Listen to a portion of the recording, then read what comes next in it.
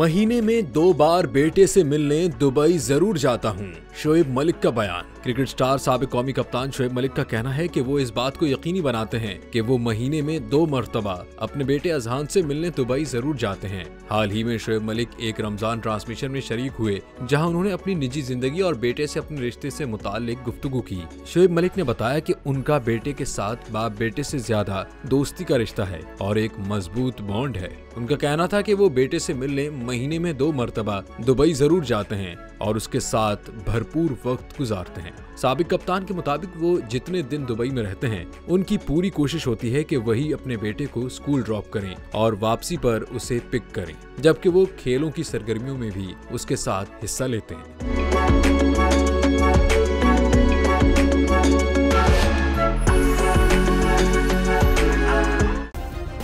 Subscribe करें और bell दबाएं ताकि कोई खबर रह न जाए।